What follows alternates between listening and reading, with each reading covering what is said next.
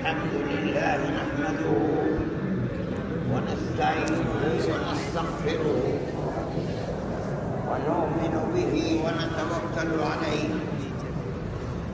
ونعوذ بالله من شرور أنفسنا ومن سيئات أعمالنا من يهده الله فلا مضل له ومن يضلله فلا هادي له ونشهد أن لا إله إلا الله وحده لا شريك له ونشهد أن سيدنا ومولانا محمدا عبده ورسوله أما بعد يقول الله تبارك وتعالى يا ابن آدم إنك ما دعوتني ورجوتني غفرت لك على ما كان ولا أبالي يا ابن آدم لو بلغت ذنوبك عنان السماء ثم استغفرتني غفرت لك ولا أبالي يا ابن آدم لو أتيتني بقراب الأرض خطايا ثم لقيتني لا تشرك بي شيئا أتيتك بقرابها مغفرة أو كما قال عليه الصلاة والسلام. میرے بھائی یہ تصویر کا لینا خدا کے یہاں اللہ کے نبی نے فرمایا ہے کہ سب سے زیادہ عذاب ان کے اوپر ہوگا، لیکن اللہ کے یہاں عذاب کی کوئی فکر نہیں ہے. خدا کے گھر میں یہ گناہ کرتے ہو، کل کو موت کے بعد کیا ہوگا پتہ نہیں. میں نے ایک حدیث پڑھی ہے. حدیث عام طور پر نبی کریم علیہ الصلاۃ والسلام کا فرمان ہوتا ہے. یہ حدیث اللہ کا فرمان ہے. اللہ فرماتا ہے مگر زبان جس سے اللہ کے اس فرمان کو اپنی امت کو بتا رہے ہیں وہ ہمارے آقا حضرت محمد صلی اللہ علیہ وسلم ہے. خدا کی رحمت کو جوش ہے. یہ تین چیزیں ہیں مگر اللہ کی رحمت لگتا ہے کہ سمندر جوش میں ہے کہ اپنے بندوں کی گناہوں کی مغفرت کس طرح ہو. پہلی چیز بہت مختصر سی بات ہے. اللہ فرماتا ہے اے آدمی، میں اور آپ شہر کے رہنے والے، گاؤں کے رہنے والے، عربی ہوں عجمی ہوں، دنیا میں کہیں کے بسنے والے ہوں، اللہ فرماتا ہے اے آدمی تو جب تک مجھ سے مانگتا رہے گا، ایک شرط ہے، مجھ سے مانگتا رہے گا مجھ سے آس لگا کر. میں سن رہا ہوں، دیکھ رہا ہوں، میرے سوا تو یہ جان رہا ہے کہ میرے سوا کوئی دروازہ مغفرت کا تیرے لیے نہیں ہے. تو مانگ رہا ہے اس ایمان و یقین کے ساتھ کہ اللہ تیری بات کو سن رہا ہے. تو یہ جان رہا ہے تیری بپتا کو اگر کوئی دور کر سکتا ہے تو جس سے تو مانگ رہا ہے وہی کر سکتا ہے۔ یہ نہیں کہ مانگ رہا ہے دل کہیں ہے، زبان کہیں ہے، نظر کہیں ہے، نہیں۔ شرط ہے، اے آدمی اگر تو مانگ رہا ہے، بیٹھ، وقت کہیں کہ بے غیرت، میری زبان سے بد دعا نکلے گی وہ اچھا ہے تیرے لیے۔ اے آدمی جسے میں نے پیدا کیا، ماں کے پیٹ سے تجھے میں نے پیدا کیا، تیرے باپ آدم کو میں نے اپنے دونوں ہاتھوں سے بنایا، باپ کی پسلی سے تیری ماں کو بنایا، پھر تجھے پیدا کیا۔ کان کھول کر سن لے، تو جب تک مجھ سے مانگتا رہے گا دل لگا کر، آس لگا کر۔ کیا مطلب؟ غفلت کے ساتھ نہیں، اس امید کے ساتھ کہ میں تجھ سے مانگ رہا ہوں، تو دیکھ رہا ہے، تو سن رہا ہے، تو جانتا ہے، تیری مغفرت کے دروازے کھلے ہوئے ہیں۔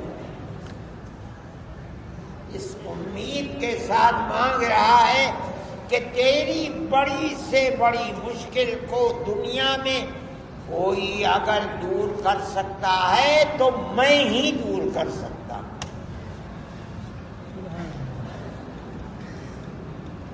اگر تو مجھ سے مغفرت کو اس طرح مانگے گا کہ اے اللہ میرے گناہوں کو معاف فرما دے، میری پریشانی کو دور فرما دے، اے اللہ میری الجھنوں کو دور کر دے، میری دنیا برباد ہو رہی ہے، اے پروردگار اس بربادی کو دور کر دے۔ امید لگا کر مانگ، اے اللہ ساری دنیا مجھ پر تنگ ہو رہی ہے، میرے بچے، میری مائیں، میری بہنیں، میرے بھائی جوان بوڑھے، اے اللہ گاجر مولی کی طرح کٹ رہے ہیں، میں ہاتھ اٹھا کر بھیک مانگ رہا ہوں، اور اس امید کے ساتھ کہ میری بپتا کو تیرے سوا کوئی دور نہیں کر سکتا۔ فرماتے ہیں میں تیری بپتا کو دور کر دوں، شرط ہے کہ تو مانگ اور آس لگا کر مانگ۔ مجھے کسی کی پرواہ نہیں ہے، ساری دنیا ایک طرف، میں اگر تیری بپتا کو دور کرنا چاہوں گا میرے ہاتھ کو پکڑ لیا۔ پہلی چیز۔ دوسری چیز فرماتے ہیں اے آدمی، اے آدم کی اولاد، اگر تو نے اتنے گناہ کیے، اتنے گناہ کیے، اتنے گناہ کیے کہ تیرے گناہ آسمان کی چوٹی تک پہنچ گئے، تیرے گناہوں کا پہاڑ بن گیا، اتنے گناہوں کا ہمالیہ بن گیا، اس کے بعد بھی اگر تو مجھ سے دل لگا کر، آس لگا کر کہے گا کہ اے اللہ میرے سیاہ نامہ اعمال کو سفید کر دے، موت کے سر پر کھڑا ہوں، موت میرے سر پر کھڑی ہے، اے اللہ گناہوں کا انبار لگا ہوا ہے،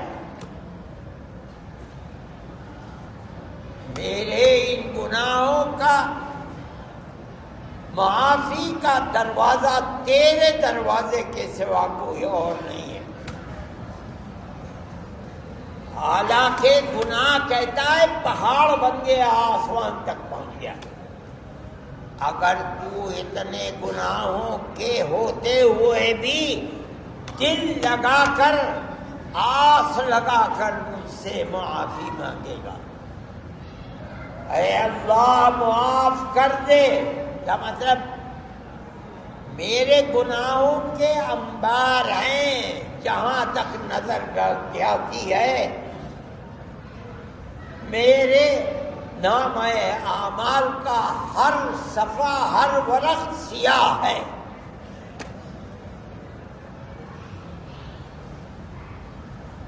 تیری ذات کے سوا کوئی اور نہیں ہے جو میرے سیاہ نامہ اعمال کو سفید بنا دے، جو میرے سیاہ چہرے کو سفید بنا دے۔ قیامت کے دن کوئی نہیں ہے۔ دل لگا کر معافی مانگتا ہے، استغفار اور ساتھ میں توبہ۔ اللہ کے نبی دونوں چیزوں کو بتاتے ہیں۔ کیا مطلب؟ اے اللہ معاف فرما دے، اب نہیں کروں گا۔ اللہ کیا فرماتے ہیں؟ فرماتے ہیں غفرت لک ولا ابالی، میں اپنے بندے کے گناہوں کے پہاڑ بھی معاف کر دوں گا، مجھے کسی کی پرواہ نہیں ہے، کون میرے ہاتھ کو پکڑ لے گا۔ تیسری بات فرماتے ہیں، یا ابن آدم لو اتیتنی بقراب الارض خطایا، اے آدمی اگر تو موت کے بعد میرے پاس آیا اتنے گناہ لے کر، اتنے گناہ لے کر، اتنے گناہ لے کر کہ ساری میری زمین تیرے گناہوں سے بھری ہوئی ہے، جہاں گیا گناہ ہی گناہ ہے پوری زندگی میں، میری ایک شرط ہے۔ کیا فرماتے ہیں؟ میرا موت کے وقت کسی کو شریک نہ بنانا، کہ میرے سوا بھی کوئی تیرا اللہ ہے، یہ عقیدہ مت رکھنا۔ جب موت آئے تو کہتے ہوئے مانتے ہوئے لا الہ الا اللہ موت آئے، اے اللہ تیرے سوا میرا کوئی اللہ نہیں۔ میرے پاس اس ایمان کے ساتھ آنا، اگر میری یہ شرط تو نے پوری کر دی، موت کے وقت تیرے دل میں میرا کوئی شریک نہیں تھا، تو میرے پاس گناہ بھر کر، زمین بھر کر گناہ لے کر آئے گا، لیکن میں تیری طرف زمین بھر کر اپنی رحمت لے کر کے آؤں۔ شرط ہے میری، میرا کسی کو شریک نہ بنے۔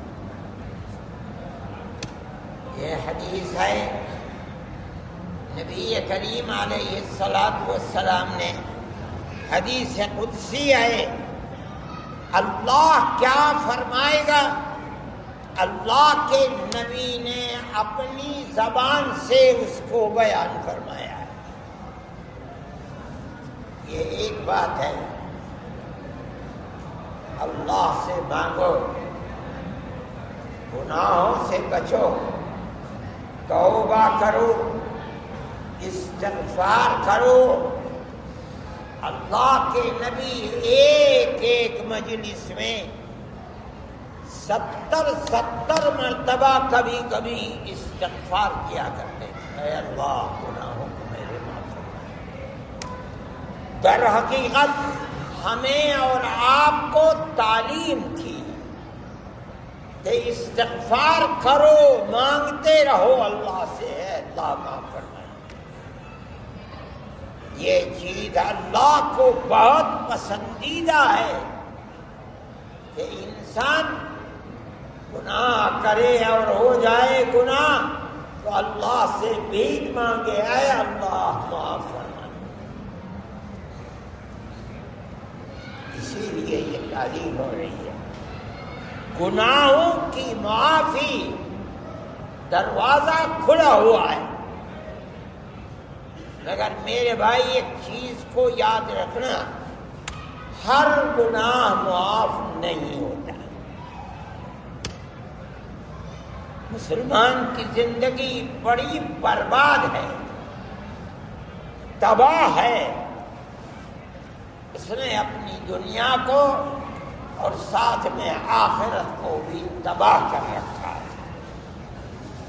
دیکھو گناہ دو طرح کے ہیں، ایک تو گناہ ہے کہ آدمی اللہ کا حق نہیں دیتا، اللہ نے حکم دیا نماز پڑھو، نماز نہیں پڑھتا، اللہ نے نبی کی زبانی حکم دیا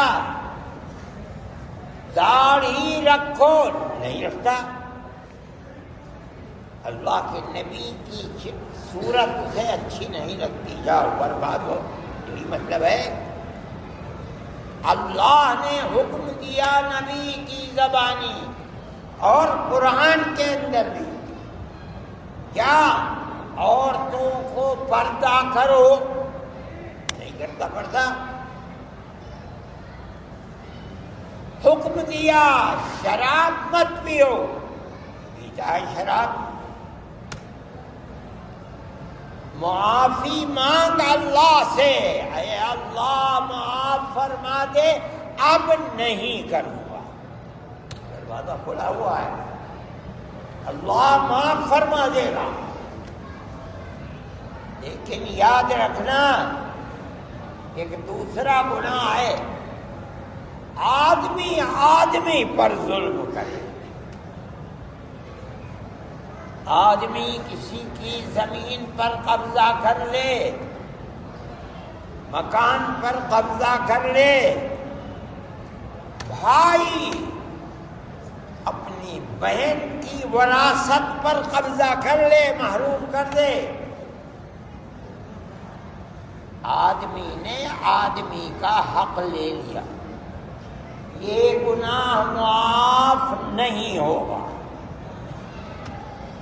چاہے کتنے ہی چلے دے دو، چاہے کتنے ہی تہجد پڑھ دو، چاہے کتنے ہی حج کر لو، چاہے کتنے ہی گناہ کر لو، اور اس کے بعد معافی مانگ لو، یہ نامہ اعمال جو سیاہ ہوا ہے آدمی کے آدمی پر ظلم کی وجہ سے، یہ سفید نہیں ہوگا۔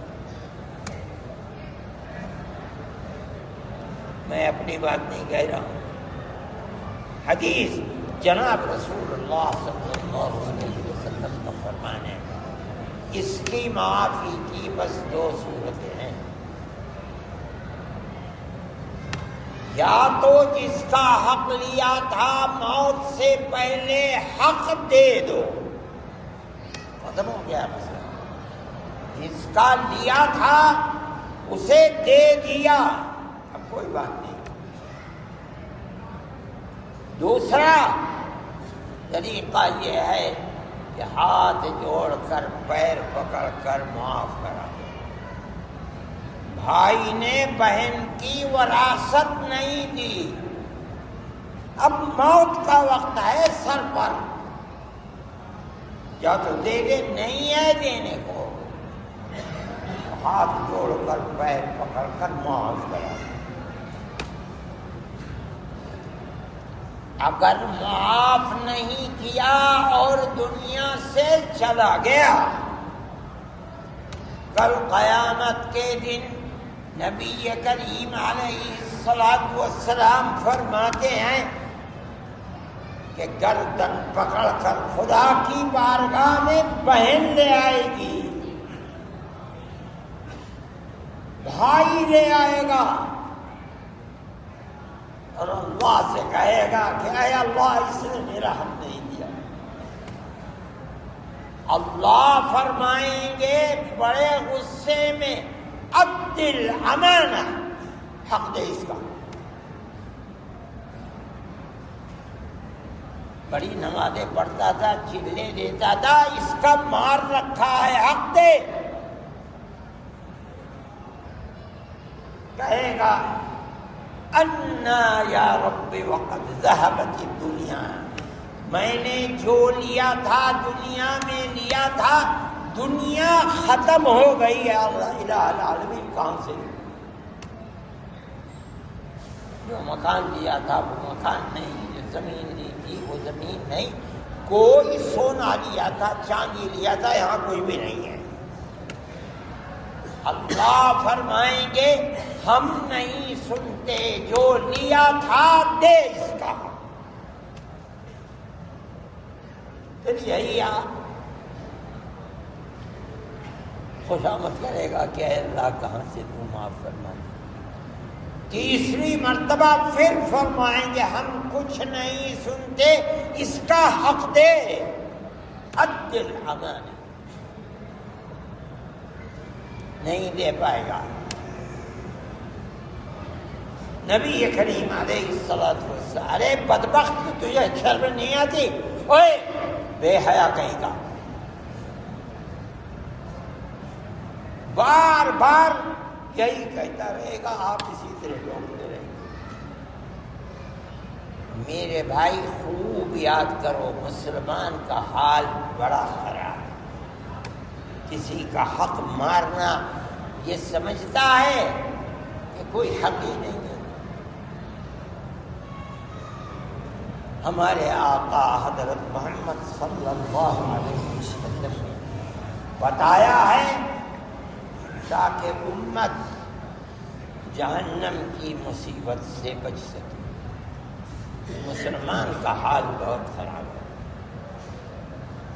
عیسائی اگر لے گا دے دے گا، سکھ لے لے گا دے دے گا،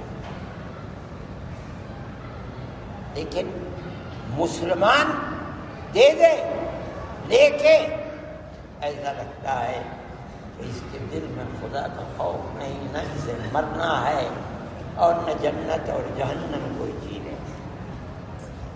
یہ رمضان ہے جس میں بیٹھے ہو، خدا کا گھر ہے۔ روزہ، نماز، تہجد، حج، عمرہ، سب چیز کام آ سکتی ہے، لیکن بندے نے اگر بندے کا حق لے لیا ہے تو وہ حق معاف نہیں ہو سکتا۔ اپنے حقوق کو اللہ معاف کر دے گا۔ دروازہ کھلا ہوا ہے، مانگ، جو مانگ رہا ہے دیا جائے گا، لیکن اپنا حق اللہ کا نہیں ہے۔ آدمی نے آدمی کا حق لے لیا، اپنے کا حق لے لیا، پرائے کا حق لے لیا، معاف دینا پڑے گا۔ میرے بھائی، بڑے مبارک دن ہیں، بڑی مبارک راتیں ہیں۔ ہر آدمی جانتا ہے کہ میری گردن کے اوپر کس کا حق ہے، میری بہن کا حق ہے، بھائی کا حق ہے، اپنے کا حق ہے، پرائے کا حق ہے۔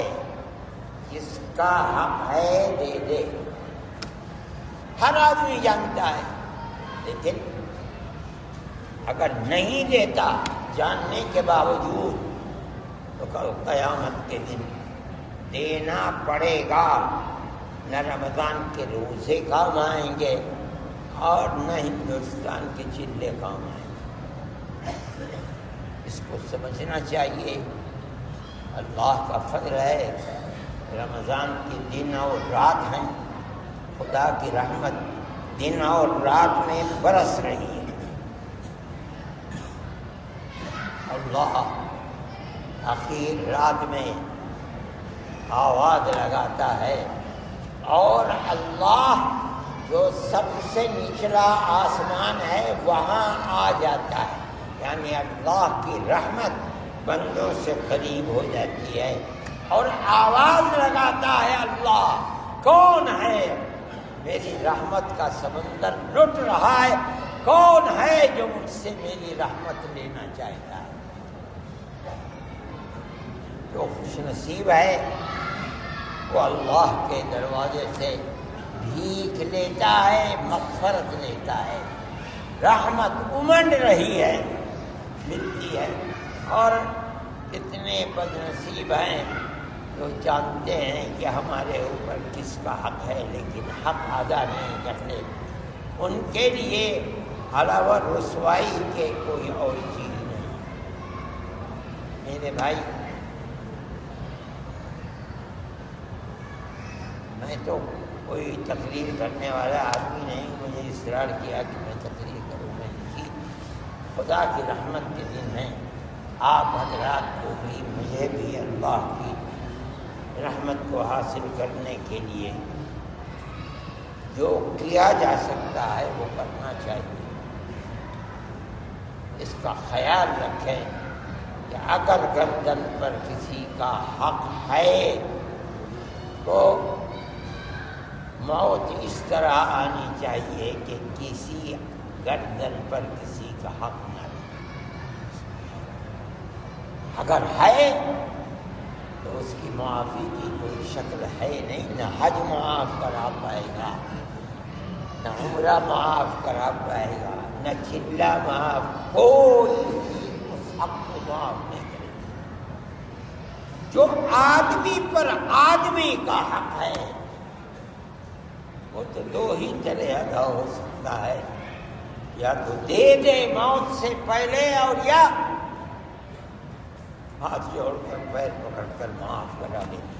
اللہ ہمیں سب کو موت اس طرح عطا فرمائے کہ ہماری گردن پر کسی کا کوئی حق نہ رہے، اور ہمیں استغفار اور زیادہ سے زیادہ توبہ کی اللہ توفیق عطا فرمائے۔ صلی اللہ تعالی علی خیر